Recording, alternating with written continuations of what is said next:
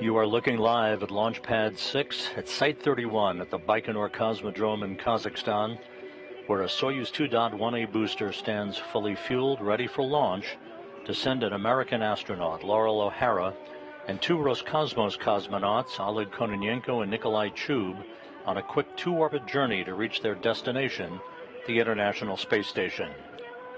Good morning from Mission Control here in Houston and the International Space Station Flight Control Room at the Johnson Space Center.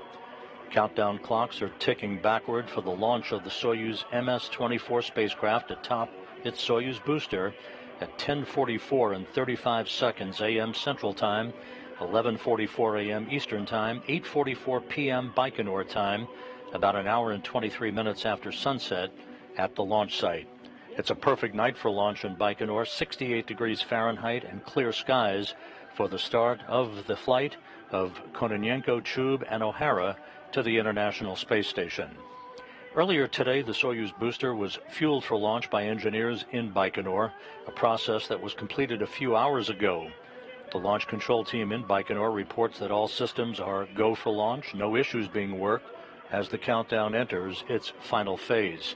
The crew boarded the Soyuz about an hour and 45 minutes ago, strapped into their seats, and the descent module of the Soyuz spacecraft conducted leak checks of their Sokol launch and entry suits, and everything is in great shape as the countdown is now at 57 minutes and 40 seconds and counting for the launch of this next trio of residents to the International Space Station. The Soyuz MS-24 call sign, by the way, that you'll be hearing through an interpreter as conversations are held between the blockhouse in Baikonur and mission control outside of Moscow to Kononenko, the Soyuz commander.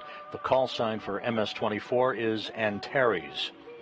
Here in Mission Control in Houston, the team is watching over the Expedition 69 crew and station systems on the International Space Station, preparing to support the arrival of Soyuz MS-24 later today. That station population will increase from 7 to 10 with the addition of NASA astronaut Loral O'Hara and her Soyuz crewmates Oleg Kononenko and Nikolai Chub. The crew is all set to begin a flight of just over 3 hours in duration to the International Space Station, with docking scheduled at 1:56 p.m. Central Time this afternoon. The Soyuz will be docking to the Rassvet module on the Earth-facing side of the Russian segment of the International Space Station. Once the hatches are opened between the newly arrived Soyuz and the station, the new residents will be greeted by Station Commander Sergei Prokopiev of Roscosmos and his Roscosmos crewmates Dmitry Petelin and Konstantin Borisov, along with NASA astronauts Frank Rubio and Jasmine Mugbeli, European Space Agency astronaut Andy Mogensen, and Japan Aerospace Exploration Agency astronaut Satoshi Furukawa. Mogensen will take over as Expedition 70 commander during a change of command ceremony on September 26th, before Prokopiev, Petelin, and Rubio depart in their Soyuz MS-23 spacecraft the following day, heading for a parachute-assisted landing on the steppe of Kazakhstan. Rubio, Prokopiev, and Petelin are in the home stretch of a mission that will have spanned 371 days, which for Rubio marks the longest single spaceflight by an American astronaut. This past Monday, Rubio broke the former record for the longest single spaceflight by an American, 355 days, previously held by Mark Vandehei. Loral O'Hara today becomes the first American to launch on a Soyuz spacecraft since Rubio did so in September of 2022. O'Hara's flight on Soyuz mirrors that of Roscosmos cosmonaut Konstantin Borisov, who launched to the station as part of the SpaceX Dragon Crew 7 crew on August 26th, providing a reciprocal crew exchange capability to maintain safe and continuous space station operations.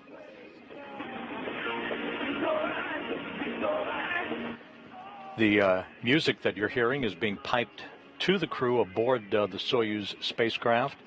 This is a traditional way of having the crew relax a bit during the final hour or so of their countdown before launch. Back here in Mission Control, the Orbit 2 team of flight controllers is on console at this hour.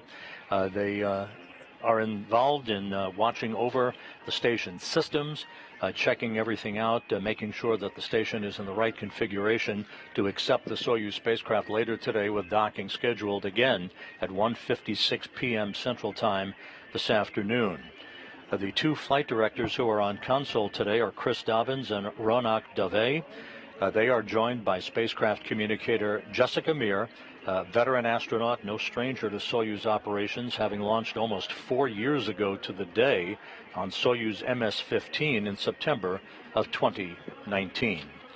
Again, you're looking now live again with a view of the Soyuz MS-24 on the launch pad at Baikonur. Liftoff scheduled just 53 minutes, 45 seconds from now at 8:44 p.m. Baikonur time. That's 10:44 a.m. Central Time this morning. The countdown is proceeding on schedule, with no issues being reported from the engineers at the blockhouse in Baikonur. Atop the Soyuz 2.1A booster, strapped into their seats in the descent module of the Soyuz, NASA's Loral O'Hara and Oleg Kononenko, along with Nikolai Chub of Roscosmos. Kononenko, the Soyuz commander, is in the center seat of the descent module, flanked to his left by Chub, serving as board engineer number 1. To Kononenko's right, NASA's Loral O'Hara, serving as board engineer number 2. For O'Hara and Chub, this will be their first flight into space. For Kononenko, his 5th flight into space. Kononenko and Chub are embarking today on a 1-year mission aboard the International Space Station. They will return to Earth next September with NASA's Tracy Dyson, who acted as O'Hara's backup during the past several weeks of training down in Baikonur, and who is launching next spring on Soyuz MS-25 with Roscosmos cosmonaut Oleg Novitsky and a Belarus researcher, Marina Vasilevskaya, who will be flying as a spaceflight participant on a so-called taxi flight. O'Hara will land on Soyuz MS-25 with Novitsky and Vasilevskaya. And as a note of interest, Kononenko, who is the chief of Roscosmos' Cosmonaut Corps, currently ranks 6th on the all-time list of most days in space by a human. By the time he completes his mission a year from now, he will have jumped to the top of the list with more than 1,000 days in space. Right now, the countdown is inside the 52-minute mark, 51 minutes, 50 seconds and counting, for the launch of the Soyuz MS-24 crew to the International Space Station. With everything proceeding in good shape toward launch, let's take a few moments to learn more about Loral O'Hara and her road to becoming an astronaut.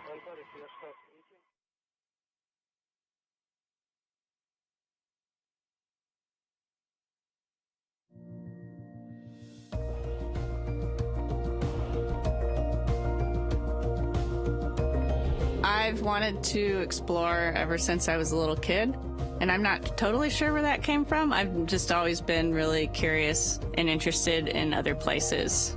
And so from a pretty young age, I just wanted to be an explorer. And I grew up in Houston, so NASA was right down the road. And we got to come to JSC a lot on school field trips. And then also when I was in 2nd grade, we grew some tomato seeds that had flown on Space Shuttle. So we got to do the Tomato Seeds in Space program. Just that early exposure to NASA, I think, focused me on an astronaut as being one way to be an explorer. And that dream kind of persisted all the way through school and college. So I graduated from undergrad and then worked for a year and a half and then went back to grad school for 2 years. And I did all of that in aerospace engineering. And my sister was a geologist at Penn State, also in grad school at the time, and her research was in Iceland, studying the Mid-Atlantic Ridge and the fault lines that run through Iceland. And that sounded really fun and kind of like what I had dreamed about in exploration. And so I started looking around for different opportunities and found Woods Hole Oceanographic Institution. And that's how I moved into ocean science. Woods Hole does kind of the broad suite of earth and ocean science. They do everything from biology, chemistry, geosciences, and then they also have a pretty big engineering department. And so I joined the engineering department. When I started at Woods Hole, I started on an upgrade to the Alvin submersible. So it's the United States' only manned research submersible and the oldest sub in the world that does that kind of work. And at the time we were doing the first of a 2-part upgrade to the sub. to do a lot of different upgrades, but mainly to increase the operating depth of the sub from 4,500 meters to 6,500 meters. But one of the things I was responsible for was the main vehicle frame, the overall kind of skeleton of Alvin that attaches the personnel sphere, like where the people are. So it was this huge 7-foot diameter titanium sphere with all these lugs welded onto it. And the main vehicle frame was also this welded structure. And then these two parts showed up to Woods Hole separately. And one day we had to mate them. And so seeing the sphere come down onto the vehicle frame and making sure every bolt went through every lug was a pretty great day. This is the kind of work I want to be doing. It's really hands-on. It's working with a lot of different people from around the world, working on science that helps us understand the planet better. And so I started to think that maybe I would stay there for a while. I went all the way through with the Alvin upgrade. And one of the things that I really was hoping to do was to get to dive in Alvin one time. And I did get to do that on sea trials.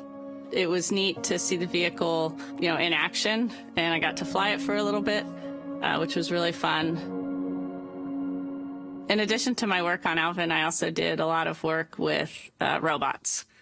So either remotely operated vehicles that were driven from the ship or autonomous vehicles that had their own brain on board. My work with all of these vehicles were mostly at sea, and we would go out on research cruises that were anywhere from 2 or 3 weeks to a month or two. So Jason is the name of the vehicle that I did most of my work with, and it's an ROV, so it's a remotely operated vehicle.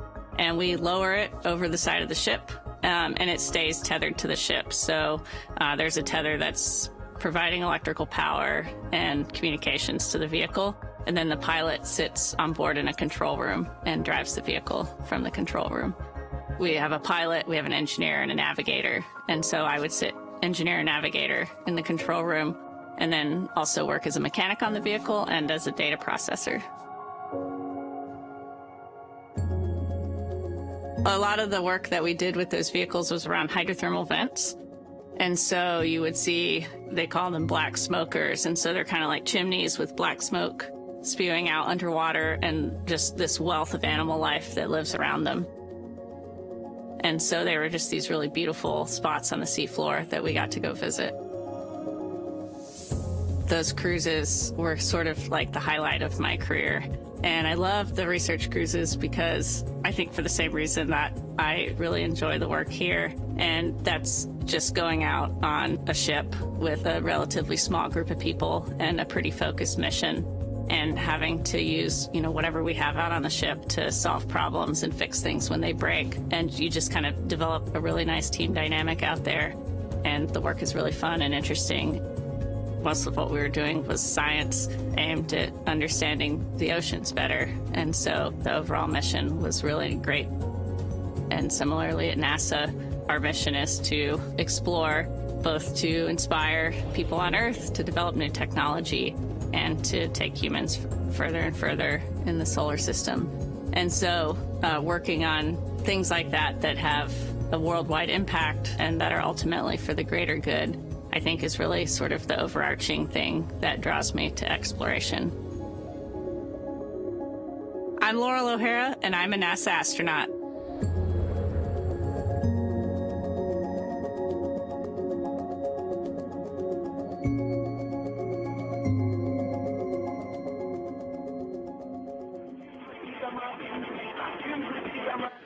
A look at NASA's Loral O'Hara, who in a few hours will take up residency for the next 6 months on the International Space Station. If you're just joining us, you're looking live at Site 31 at the Baikonur Cosmodrome in the Central Asian Desert in Kazakhstan, where we are 45 minutes, 14 seconds away from the launch of O'Hara, Oleg, Kononenko, and Nikolai Chub to the International Space Station.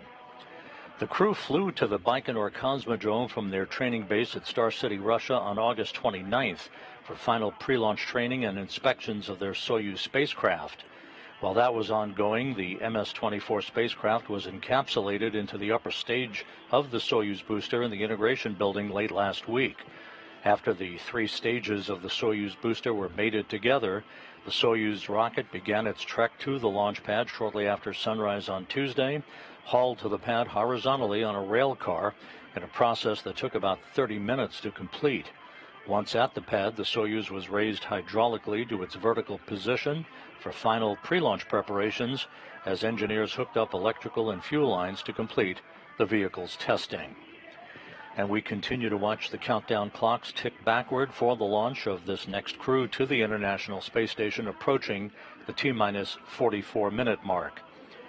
Out on Launch Pad 6 at Site 31 at the Baikonur Cosmodrome, that you can see there in your view, the Soyuz booster poised for launch, fully fueled with kerosene and liquid oxygen as the propellant. The Soyuz 2.1A is the ticket to ride for crews that launch to the International Space Station from the Baikonur Cosmodrome. Let's take a moment to take a closer look at this Soyuz booster. The Soyuz rocket stands 162 feet tall, weighs about 640,000 pounds, and consists of the Soyuz spacecraft inside a protective shroud at the top and the three-stage Soyuz 2.1A booster below. The first stage has 4 liquid engines strapped to the side of the core vehicle. Each will burn for 1 minute and 58 seconds before they drop away. The core engine of the first stage also serves as the second stage and continues to burn until 4 minutes and 57 seconds into the flight. The third stage has a single engine that will ignite before the separation of the second stage, helping to push it away safely. It will burn until the 8 minutes and 46 seconds mark of the flight, and at that point the Soyuz spacecraft will separate from the third stage, having arrived at its preliminary orbit.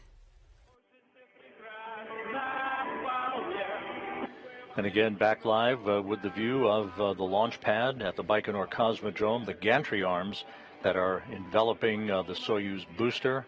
They will spread or retract to their position perpendicular to the rocket itself a few minutes from now, as we continue the countdown flawlessly, approaching the T-minus 42-minute mark. Meanwhile, the International Space Station is flying over the southern Pacific Ocean, about to cross the southern coast of South America at an altitude of 262 statute miles, about to begin a southwest to northeasterly track that will carry it across the west coast of Africa a short time from now. No problems being reported as the countdown proceeds smoothly from those engineers at the blockhouse in Baikonur. Atop that booster, strapped into their seats in the descent module of the Soyuz, which is the center section of the 3-section Soyuz capsule, are NASA's Loral O'Hara, and from Roscosmos, Oleg, Kononenko and Nikolai Chub. The 3 sections of the Soyuz spacecraft are familiar to those who have watched previous missions to the International Space Station. Here's a look at this workhorse Russian vehicle. The whole Soyuz spacecraft is 24.5 feet long with an overall volume of 301 cubic feet and comprised of 3 modules. The descent module, situated in the middle of the Soyuz vehicle, contains customized seats for the crew members during launch, entry, and landing, and contains all the controls and displays necessary for the flight. It also houses life support systems, batteries for the re-entry and landing, and the parachute and soft landing rocket engines that slow the Soyuz just before touchdown as the spacecraft lands in Kazakhstan. There are 8 hydrogen peroxide thrusters located on the module, which are used to control the spacecraft's orientation, or attitude, during the descent until parachute deployment. The descent module also contains a guidance, navigation, and control system used to maneuver the vehicle during the descent phase of the mission. This descent module is 7.3 feet long with a diameter of 7.1 feet and a habitable volume of 124 cubic feet. It is the only portion of the Soyuz that survives the return to Earth. The orbital module at the top is 9.8 feet long. It connects to the descent module via pressurized hatch. This is where the crew has a small amount of room to move around following launch during the flight to the space station. It has a docking mechanism, hatch, and rendezvous antennas located at the front end. The docking mechanism is used to dock with the space station, and the hatch allows entry into the orbiting complex. The rendezvous antennas are used by the automated docking system, which uses radar, to maneuver toward the station for docking. There's also a forward-looking window in the module that the crew can use to take manual measurements of distance and closing speed with a laser rangefinder in the event of failure of the rendezvous radar system. The propulsion module houses the oxygen storage tanks, the main engine, and the attitude control thrusters, avionics, and communication and control equipment. The propulsion portion of this module handles all orbital maneuvers, including those needed for the rendezvous with the space station and the deorbit burn at the end of the spacecraft's mission. Before they are deployed, the two solar arrays are folded against the body of the propulsion module, which, along with the orbital module, separates from the descent module after the deorbit burn. The solar panels span almost 35 feet. The entire spacecraft serves not only as a crew transport vehicle to and from the space station, but also as an emergency return vehicle in the unlikely event the crew needs to leave the station unexpectedly.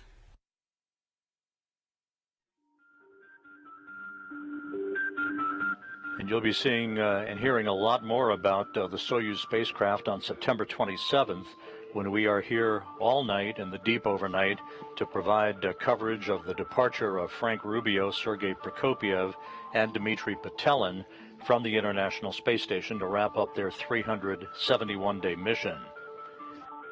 We're also just a few minutes away from receiving from Baikonur a video B-roll feed of all of the crew's activities that led up to their boarding the Soyuz spacecraft a couple of hours ago. We'll be bringing that to you as soon as that feed comes in from Baikonur just a couple of minutes or so from now. The ride to orbit for O'Hara, Kononenko, and Chub will take about 8 minutes and 45 seconds.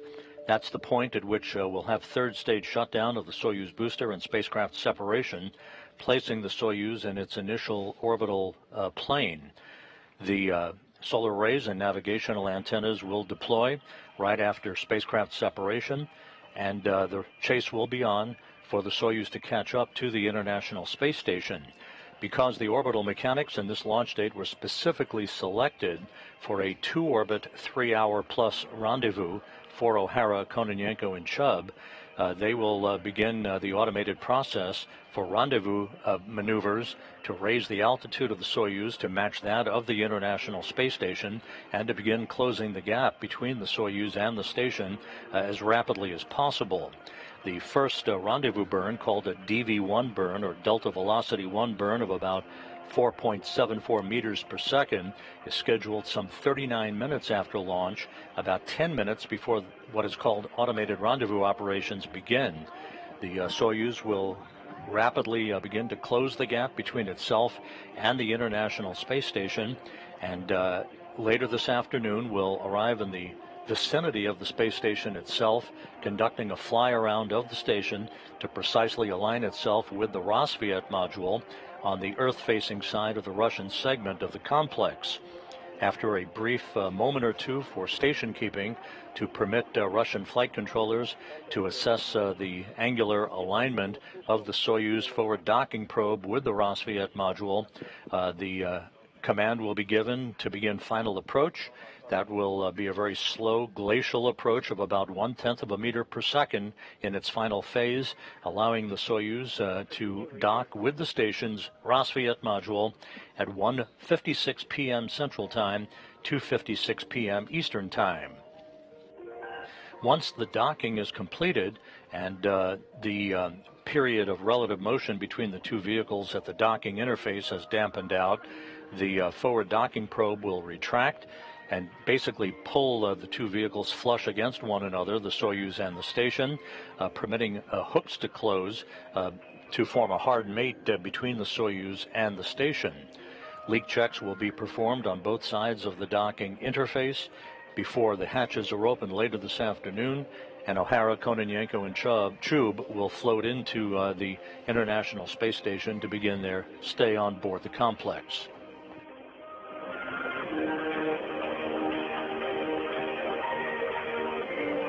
And again, we are standing by for the roll of video from this morning's crew activities down in Baikonur that began several hours ago. The gantry arms that you see buttressed up against the side of the Soyuz rocket out on Site 31, Launch Pad 6, will begin to spread a short time from now, as the countdown has now reached the 35-minute, 17-second mark.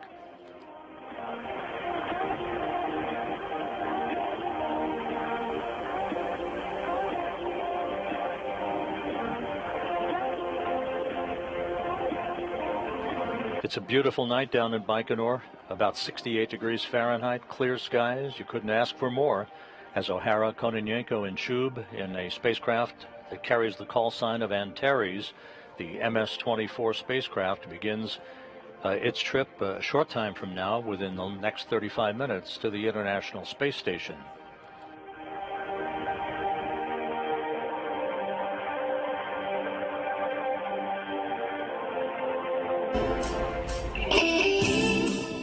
And here is the video of this morning's activities down in Baikonur. The traditional day began for the crew members as they were awakened at the Cosmonaut Hotel crew quarters in Baikonur. To traditional farewell music, the crew departed the hotel and boarded a bus for their 40-minute ride to the integration and suit-up facility at Building 254 inside the Baikonur Cosmodrome. Good luck, guys.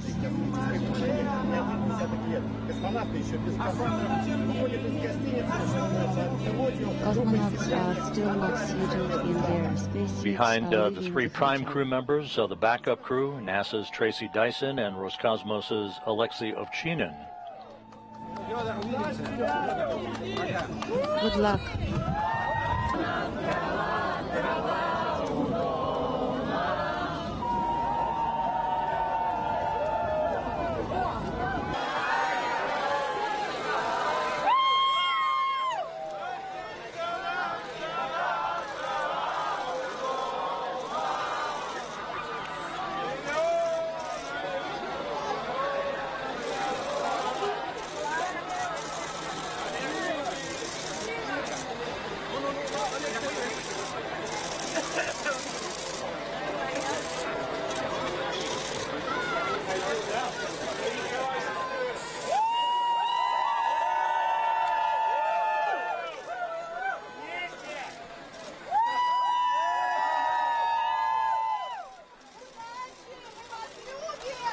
Good luck, guys. We love you.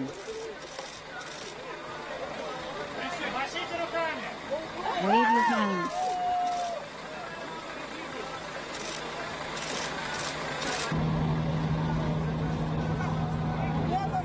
Again, you're looking at video that was recorded several hours ago, now being fed to us from Baikonur, as the three crew members, O'Hara, Kononenko, and Chub, boarded their bus for their 40-minute ride out Good luck. to Building 254, the integration building and suit-up facility inside the Baikonur Cosmodrome.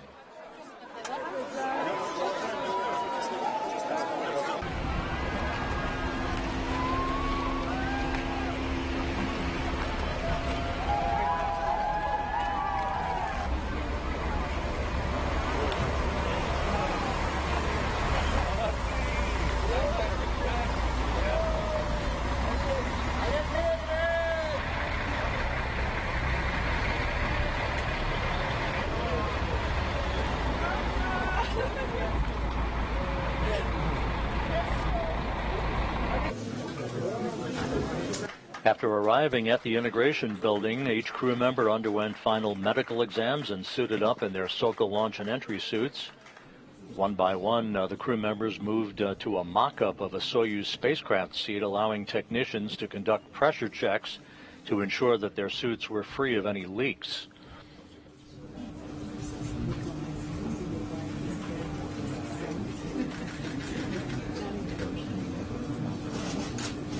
All of these procedures were rehearsed several days ago during a series of so-called Soyuz fit checks that the crew underwent during their final pre-launch training activities at the Baikonur Cosmodrome. But today, it was the real McCoy, as the three crew members suited up for launch, that is now just 30 minutes and 45 seconds away. Family members and invited guests looked on across a protective pane of glass, maintaining quarantine, as the suit-up was completed about 5 hours prior to launch.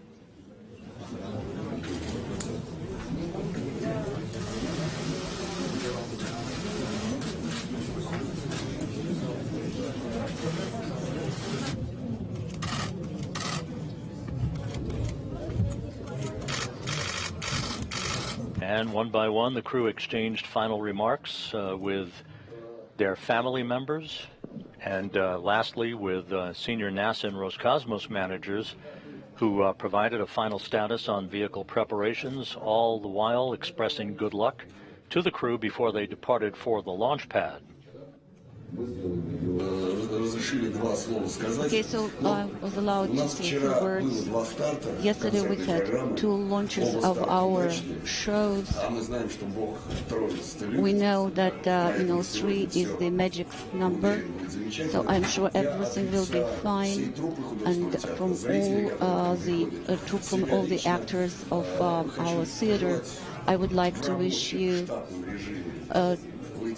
so that everything is nominal in your ascent to the orbit. Also, that hope that the docking will be successful, and you will do everything that you are required. And so we will be on the ground here in our creative, artistic weightlessness, and you will be up there in space. Those so good remarks luck, coming guys. from a Moscow theater group, part of the invited guests for today's launch. That's all I wanted to say.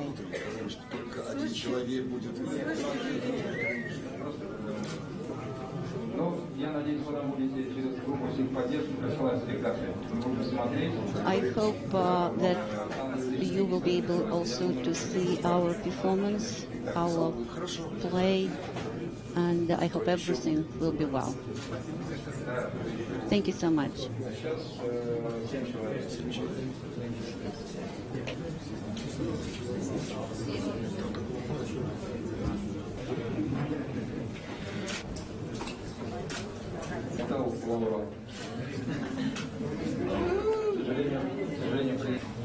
How do we look at our fashion t-shirt? It looks great. Pick you out of the crowd right away. Remember that look? You look great. I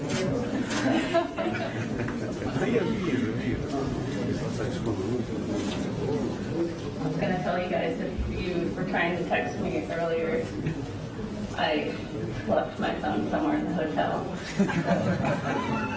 John will have to go on a treasure hunt. You have acquired all of your belongings at this point.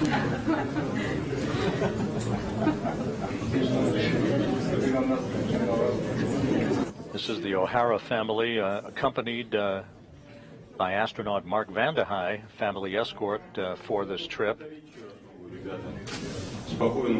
I can only repeat once again, have a good flight in the quiescent space. So I will meet you on the ground, hopefully, when you come back, and good luck, guys.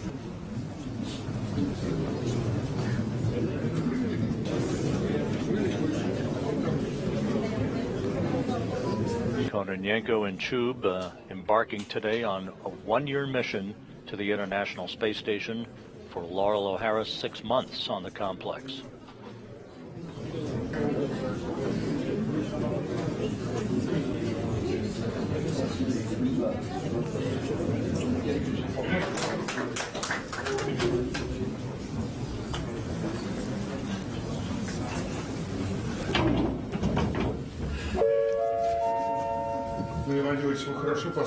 I hope you had a good night's sleep, everyone. Yes, we had a good night's sleep. Guys, it's not a very easy task that you have. Nikolai, it is your first flight that I'm sure that you will do everything fine, and everything will be as it should be. And please send our warmest regards to the crew that is on the station together with our American colleagues. We're all very proud of you.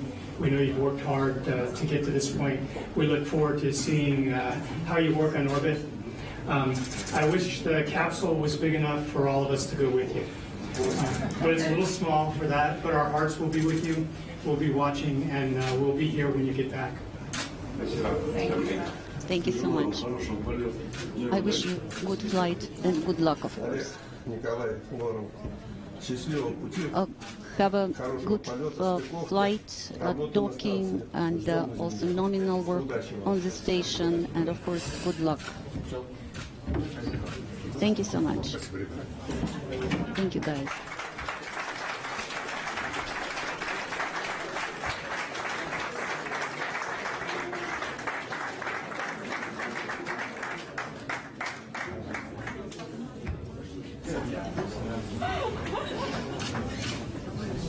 and a final opportunity for the crew to say goodbye to their loved ones before heading out of the integration building toward the launch pad.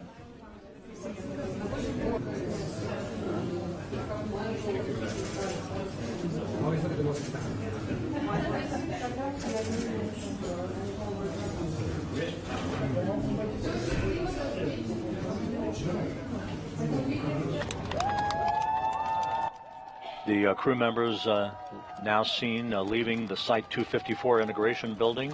This enabled Kononenko, the Soyuz commander, to report that he and his crewmates were ready to proceed to the launch pad.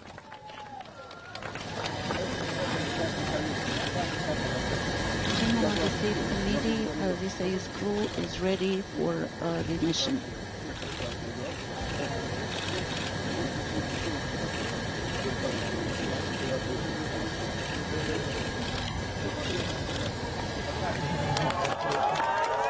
Goodbye, everyone.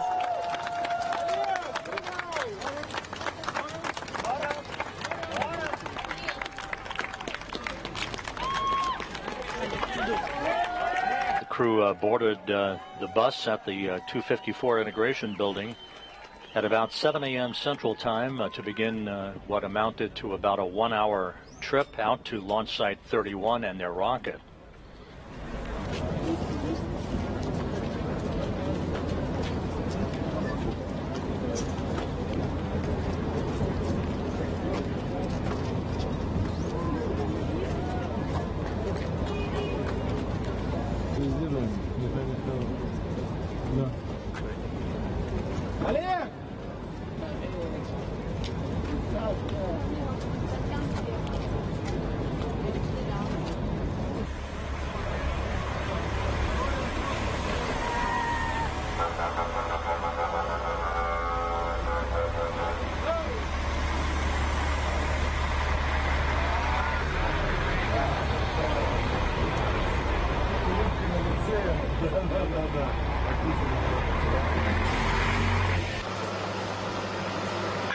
And there you see the buses arriving at the pad. The crew, Kononenko, Chub, and O'Hara, you'll see in a moment, climbing a few stairs to wave goodbye to well-wishers, and then entering the elevator for the ride to the top of the Soyuz rocket to board their spacecraft, which they've now been aboard for the past several hours.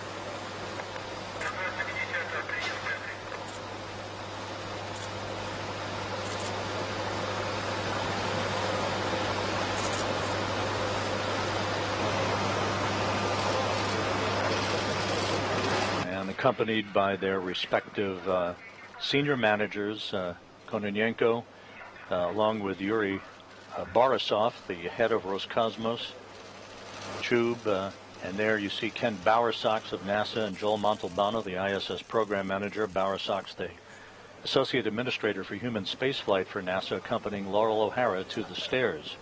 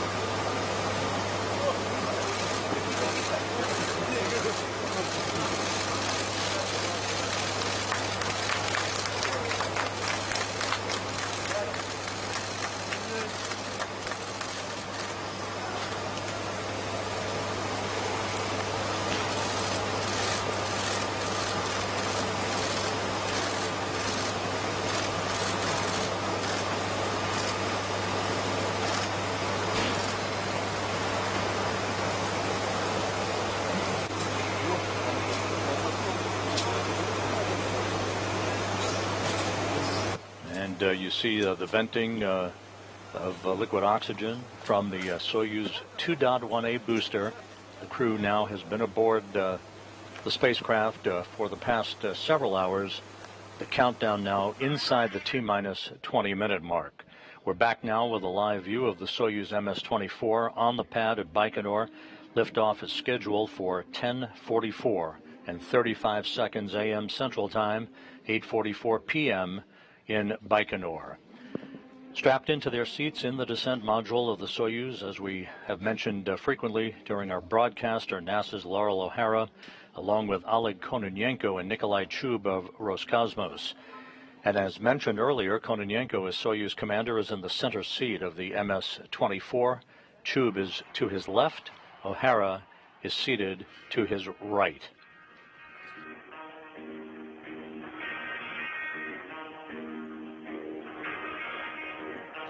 At the time of launch, the International Space Station will be flying over southwestern Kazakhstan at an altitude of about 262 statute miles.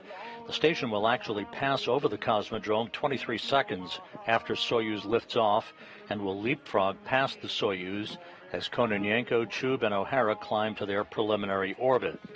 8 minutes and 45 seconds after launch, the third stage engine of the Soyuz booster will shut down, and the Soyuz will separate from its launch vehicle in its preliminary orbit, deploying its solar arrays and navigational antennas. At that point, the three crew members will trail the space station by 1,145 miles. The chase will be on, resulting in docking of the MS-24 spacecraft to the Rassvet module of the International Space Station at 1:56 p.m. Central Time today.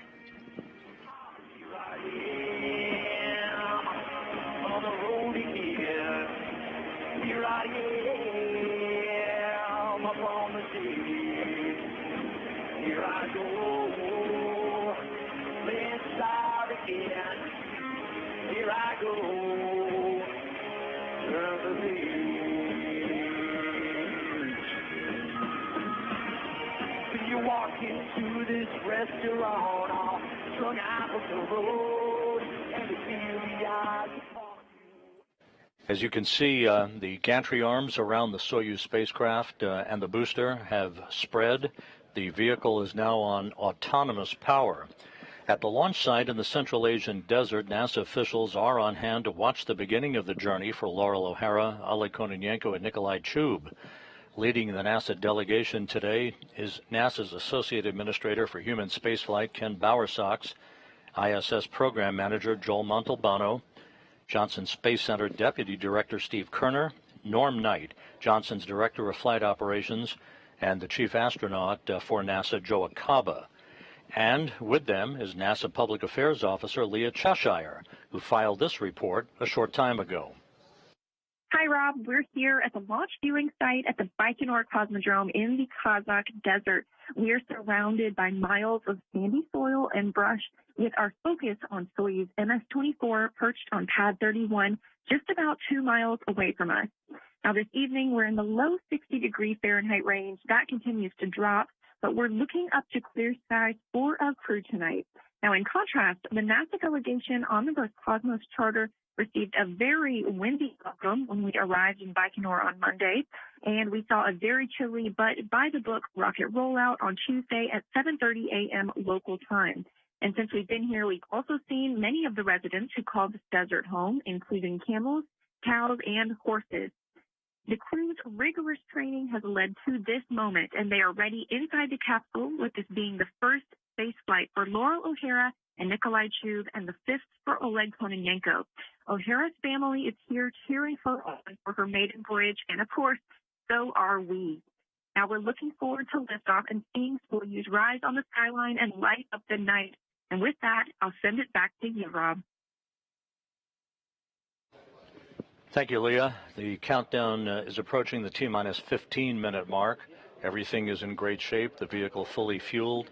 It is on autonomous power at this hour. You're going to be hearing a number of rapid-fire activities over the course of the next few minutes. The 1 minute to command key to start is scheduled at the T-minus 8-minute mark. Preparations will be transitioning to an automated mode, which is equivalent to a ground launch sequencer at the T-minus 7-minute mark.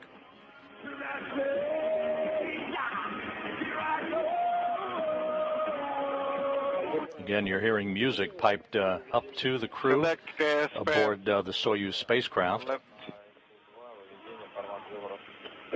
And ascent on the right. The formats have been selected. Copy.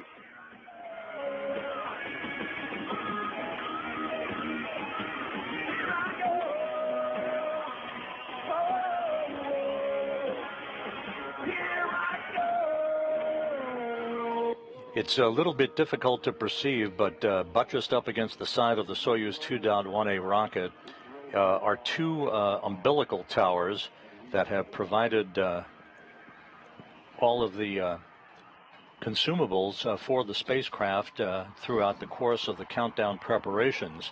The first of those two umbilicals will retract at about the T-minus 31 second mark. The second of the two umbilicals you'll see when we get there will retract at about the T-minus 12 second mark or so. That will initiate the engine sequence start. The engines will come up to full thrust, and then there'll be full ignition of the spacecraft's first stage engines, and the hold down posts will be retracted, and the Soyuz rocket will be on its way. Again, it's about an 8-minute 45-second ride to orbit for third stage shutdown and spacecraft separation. The solar arrays and navigational antennas will deploy. The Soyuz will be about 1,145 miles behind the International Space Station and will begin the automated rendezvous sequence just a few minutes after reaching its preliminary orbit, with a delta velocity burn just 39 minutes after launch. That will raise the orbit of the Soyuz and fine-tune its path to the station, initiating those automated rendezvous operations. Because this is a fast-track two-orbit rendezvous for the Soyuz, there won't be as many rendezvous burns required, because the Soyuz will be moving into the exact plane of the station's orbit, the corridor. You can liken it to a car moving on from an exit ramp to a freeway and getting into the right lane to provide the shortest distance between itself and its destination.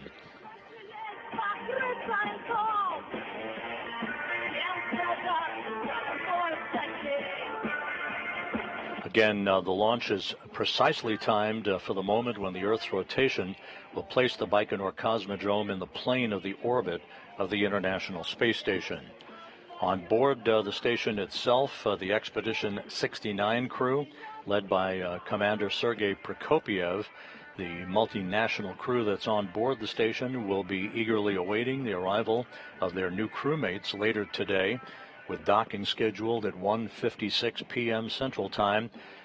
Assuming everything goes as planned, the hatches are scheduled to be opened around 4:30 p.m. Central Time this afternoon to allow O'Hara, Kononenko and Chub to enter their home, which for Kononenko and Chub will be about a year's worth of stay on board the station. Loral O'Hara will be spending 6 months on the international outpost.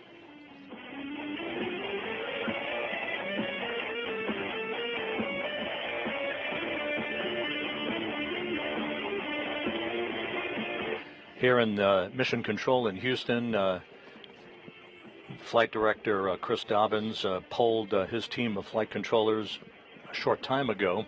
Everything is in readiness for the launch of Soyuz. From a station perspective, you can see Dobbins is in the middle of this trio of flight controllers that you see. To his left is Flight Director Ronak Dave, and to Dobbins' right is veteran astronaut Jessica Meir.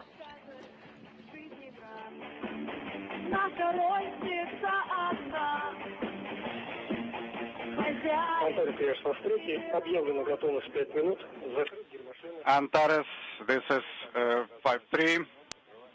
Launch minus 5 minutes. Close helmet visors. Copy, closing helmet visors. The interpreter talking to Soyuz Commander Oleg Kononenko in the descent module of the Soyuz MS-24 spacecraft. as we are now inside 10 minutes until launch.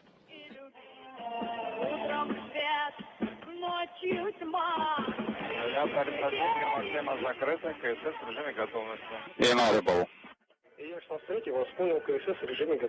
Copy, KSS is ready.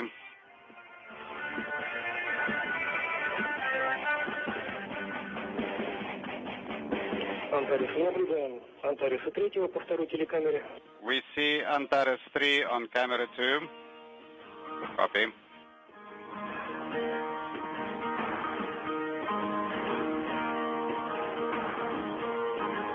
When I walk beside her, I am a better man. This is traditional for the technicians at the blockhouse in Baikonur to uplink music of their choice to the crew members in the final hour before a countdown.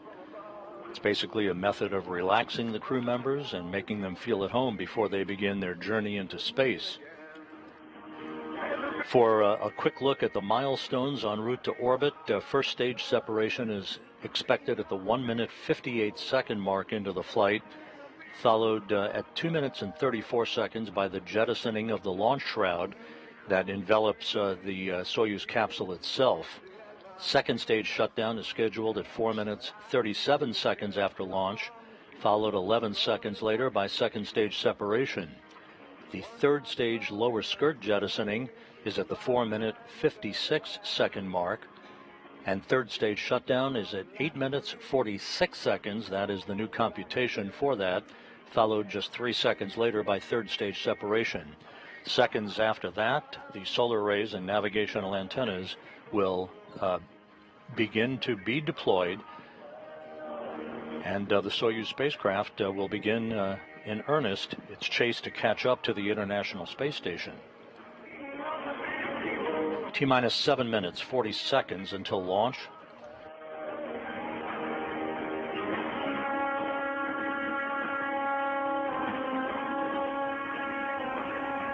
We're about to have an engineer at the blockhouse in Baikonur turn a key that transitions the countdown to an automatic mode, basically a ground launch sequencer for the remainder of the countdown. Minutes, command algorithms are on board. We'll be broadcasting all the launch sequences to the MCC. Copy. Vehicle is nominal. We are ready to proceed. Copy. Antares, we are seeing you on camera 1. Copy.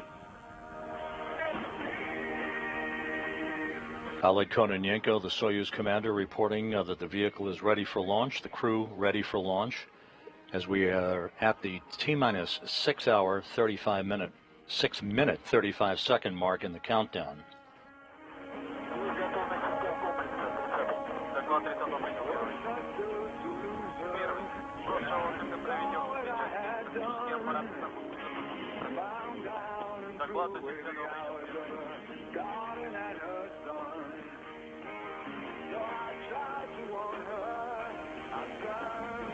Again, at the time of launch, the International Space Station will be over southwestern Kazakhstan at an altitude of 262 statute miles and will pass directly over the Cosmodrome and the launch site 23 seconds after liftoff.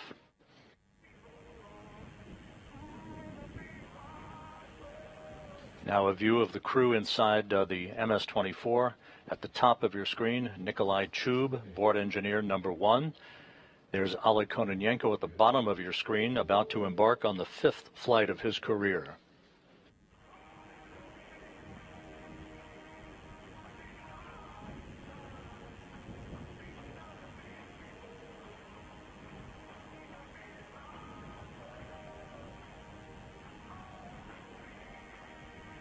The countdown has gone by the book. The vehicle was fueled several hours ago. The crew boarded the vehicle at the T-minus 2 hour 45 minute mark, and now is poised to lift off just 5 minutes from now.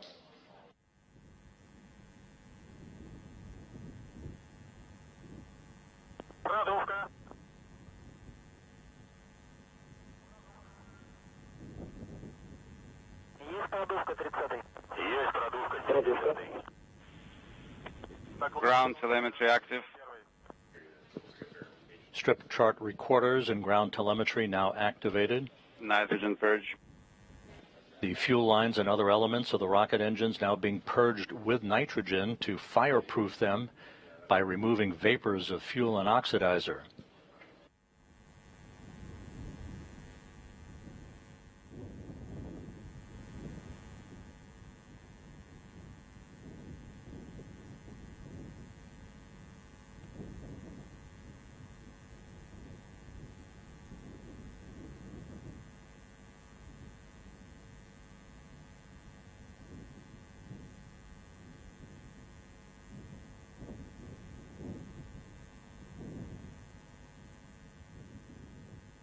Inside 4 minutes until liftoff.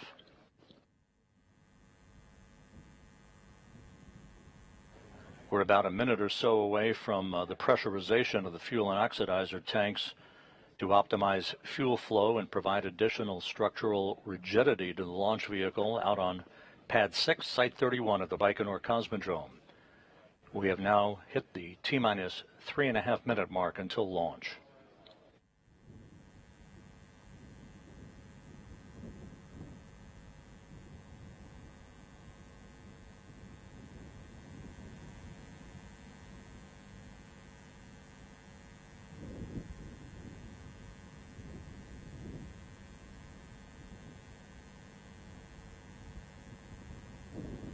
T-minus 3 minutes and counting.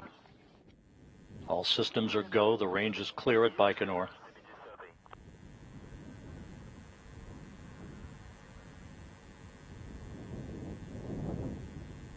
The key to drainage has been conducted. This key to drainage enables the valves through which evaporated oxygen escapes from the fuel tanks into the atmosphere are closed, beginning basically a drain back of fuel back into the tanks, and the valves providing liquid oxygen to replenish any lost by a boil off in the final minutes of the countdown.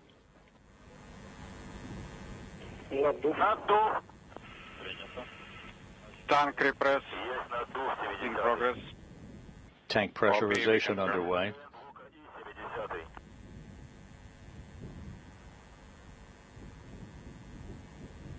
Есть надув общий, 30-й. Есть надув общий, 70-й. Есть бросшего системы измерений, 70-й. Доклады руководителя... T-minus 2 minutes and counting.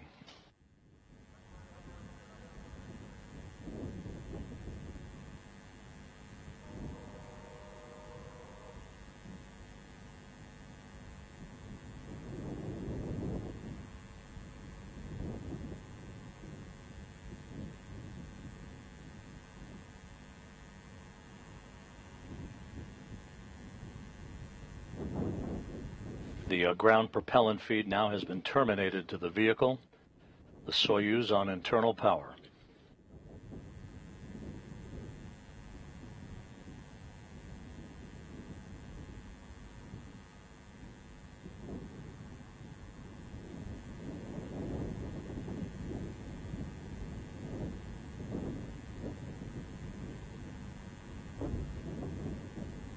Coming up on T-minus 1 minute. The first umbilical tower again will retract at the T-minus 35 second mark. Minute.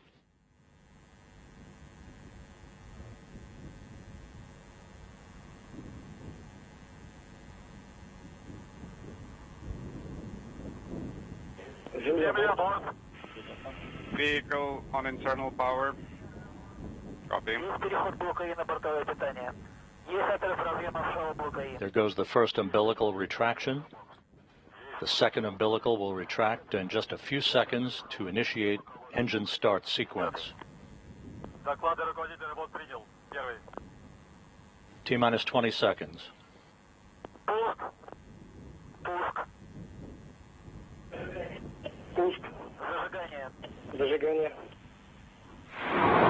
have engine sequence start. We have engine ignition. Second tower separation. 3, 2, 1. Pumps at flight speed. And liftoff. O'Hara, Kononenko and Chub begin a short-duration journey for a long-duration mission on the International Space Station.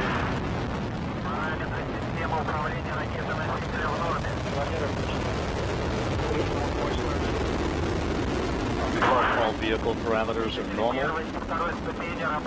23 seconds into the flight. Good roll, pitch, and yaw program. Engine performance on the first stage nominal. L plus 30 seconds. Flight is nominal. 40 seconds into the flight. Well, Structural parameters are normal. Engine parameters reported from the blockhouse in Baikonur all to be within limits and normal. Давление в камерах двигателей в норме.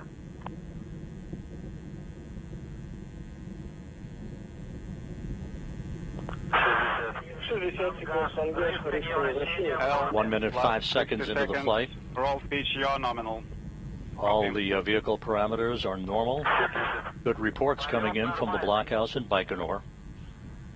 The vehicle arcing out to the northeast from the Baikonur Cosmodrome. Параметры системы управления ракеты-носителя в норме. 90 seconds into the flight. Двигатели первой и второй ступени работают нормально. L plus 90 seconds. Good engine performance being reported. 184608. C off nominal pressure in casual 1500. Copy. Тангаж, рыскание вращения в норме. Coming up on first stage shutdown. And we have first stage separation. Dash jettison confirmed. Есть включение двигателей боковых. Launch tower jettison reported. Everything in good shape. First stage separation 2 minutes, confirmed. 12 seconds into the flight. Стабилизация изделия устойчивая. Casual is back to nominal 980. Copy. The vehicle now operating on its second stage engines. Ракеты-носителя в норме. All parameters are normal. Good structural performance by the vehicle. Двигатель второй ступени работает нормально.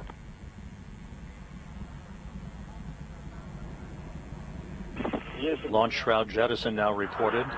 In this view now from a camera on the upper stage of the Soyuz 2.1A booster. We confirm jettison of the nose steering. 2 minutes, 50 seconds into the flight. A little over 6 minutes of powered flight remaining. Launch vehicle is nominal. Copy. Soyuz is nominal. Crew is feeling well. Kononenko reports the crew is feeling well. 3 minutes, 15 seconds into the flight. Perfect engine performance reported. Good structural parameters on the vehicle. Двигатель второй ступени работает нормально. L plus 200 seconds. Second stage engine operating nominally. The second stage engine is functioning by the book. The Soyuz heading for its precise keyhole in space. Полет нормальный. Время КП 20 часов 44 минуты. Flight is normal. 417 миллисекунд. Стабилизация изделия устойчивая. Now 4 minutes into the flight, everything going perfectly. Двигатель второй ступени работает. O'Hara, Kononenko and Chub heading for their preliminary orbit and the chase to track down and dock to the International Space Station. Тангаж, L рыскание plus вращения в норме. 250 seconds. 4 minutes, 20 seconds into the flight. Nominal. Roll, pitch, all normal. Engine performance is normal as well. Ракеты-носители в норме.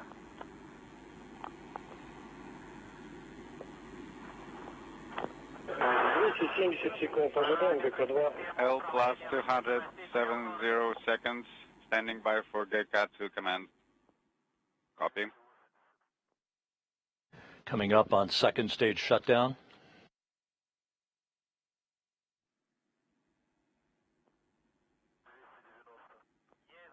And we have second stage shutdown. Second stage separation confirmed. Copy. GK2 Second stage command separation has been confirmed. executed. That's the skirt for the third stage you saw being jettisoned. 5 minutes, 15 seconds into the flight. About 3.5 minutes of powered flight remaining. The Soyuz now being propelled on the power of its third stage engine. Launch vehicle is nominal. Copy. Soyuz is nominal. Crew is feeling well. Copy. Kononenko continuing to report that the crew is feeling well. Everything normal on board. 5 minutes, 45 seconds into the flight. Good third stage performance.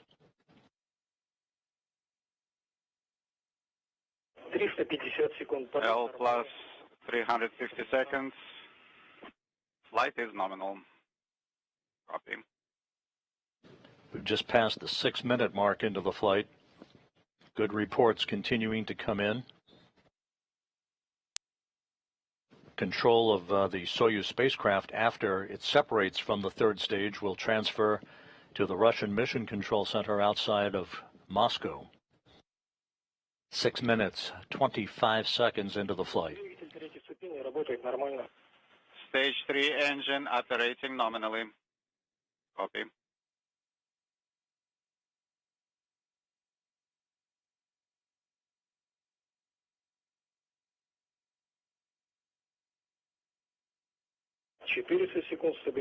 Six minutes, 45 seconds into the flight. 2 minutes of powered flight remaining. Stabilization is steady. Copy. Good, stable structural performance by the vehicle.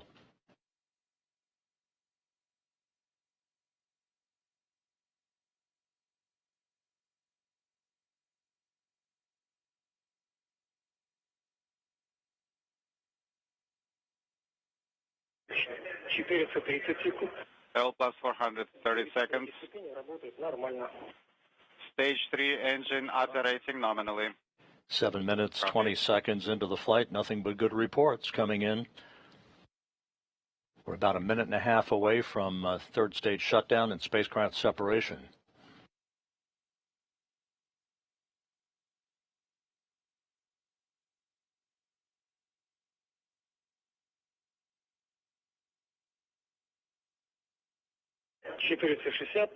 L plus 460 seconds. Launch vehicle structural parameters are nominal. 7 minutes, 55 seconds into the flight. Everything is going perfectly so far. Less than a minute to go before third stage shutdown and spacecraft separation.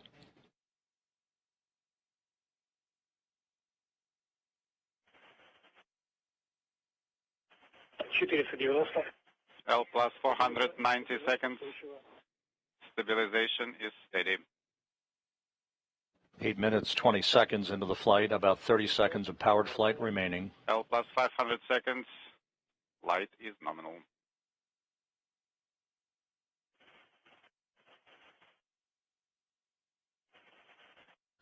Right after third stage shutdown and spacecraft separation, we'll be standing by for the deployment of the solar arrays and navigational antennas on the Soyuz. L plus 520 seconds. Standing by now for third stage shutdown. Standing by for GK 3. 530 and we have third stage shutdown and third stage separation. Engine cutoff confirmed. Separation confirmed. Antares, we're handing you over to MCC Moscow.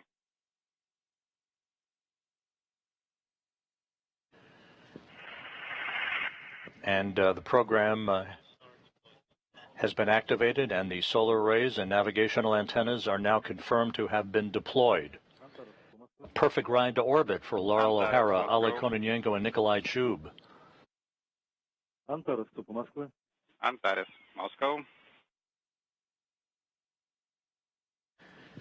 The Soyuz being inserted into a perfect preliminary orbit as it begins its chase to catch up to and dock to the International Space Station later this afternoon. At the time of third stage shutdown, the Soyuz trailed the station by about 1,145 statute miles. Execute per page 35. Copy. R2 closed, SP1 and 2 are open, checking SP. Copy. Start AKG compartment check algorithm. Copy. Ready to start.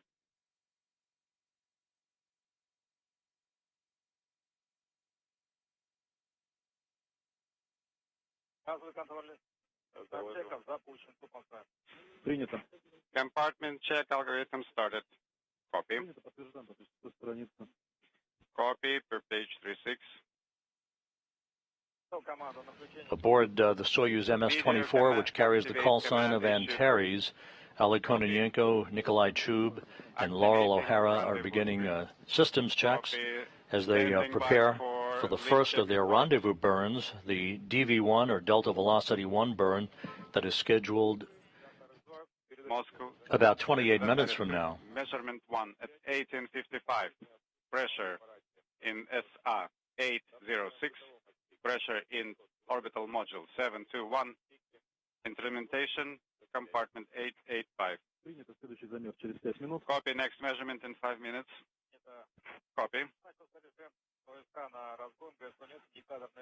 OSK started course 2. This view now from the control panel inside the Soyuz MS-24. Oleg Kononenko reporting that the crew is feeling great following its on-time launch and its uneventful ascent into its preliminary orbit. Launch test started. Copy.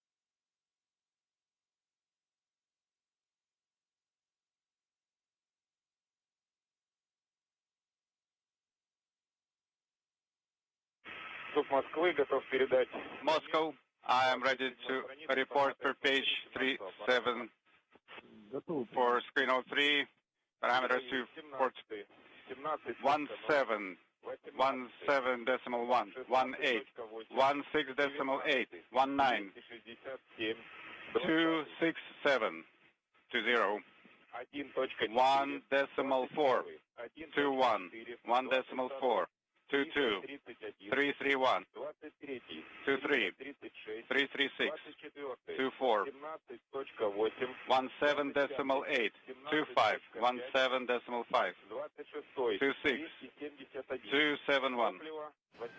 Propellant. The crew on board the Soyuz spacecraft providing systems parameters and systems information to the Russian flight controllers that you see there in this balcony view from a camera inside the Russian Mission Control Center in the town of Korolyov outside of Moscow.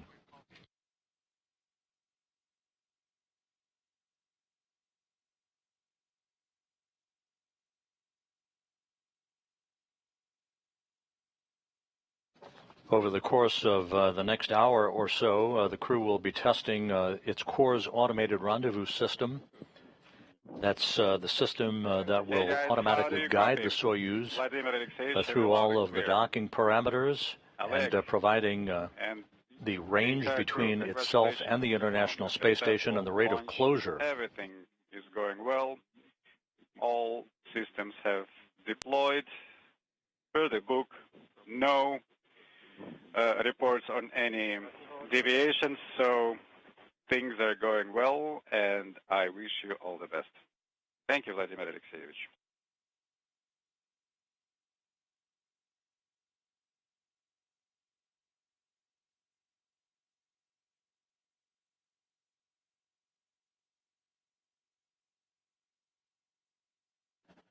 Once again, the Soyuz lifted off on time after a flawless countdown at 10:44 and 35 seconds a.m. Central Time, 11:44 a.m. Eastern Time, 8:44 p.m.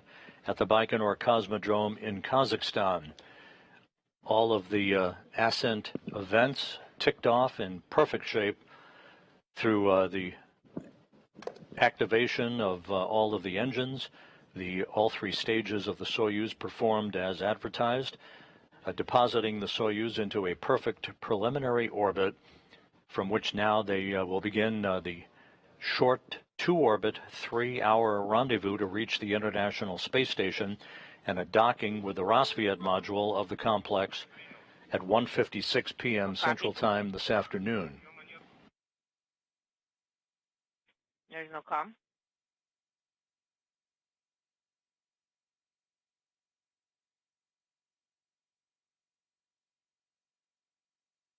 MCC Moscow ISS on Antares 2. Go ahead. Pressure in the S805 Delta -1 BO. Pressure 821 Delta is -1. Pressure in the compartment 8 104 Delta -1. We are on stage 4. I cannot currently monitor the attitude. Copy. Antares. We have some information for you. The propellant parameter is not, it says 216 and it's not accurate. We have 816. We confirm it is not quite accurate. Okay, copy.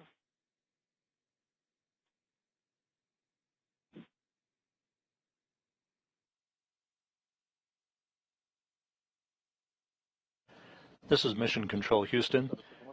As the Soyuz MS-24 crew, led by Soyuz Commander Oleg Kononenko, who now is in his 5th flight into space, along with his first-time flyer crewmates Nikolai Chub of Roscosmos and NASA's Loral O'Hara, as they continue to check out spacecraft systems in the early minutes of their ride into space, having launched just about 17 minutes ago from the Baikonur Cosmodrome.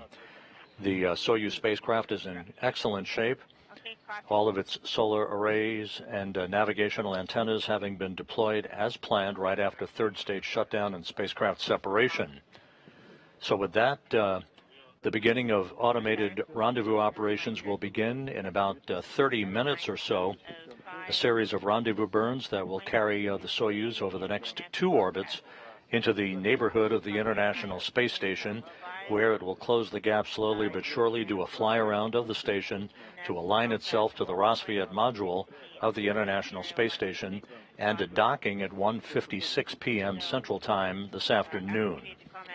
For that, we will be back on the air at 1 p.m. Central, 2 p.m. Eastern Time, with rendezvous and docking coverage as the next trio of residents for the International Space Station begins its trek to the complex and arrival at the International Space Station later today.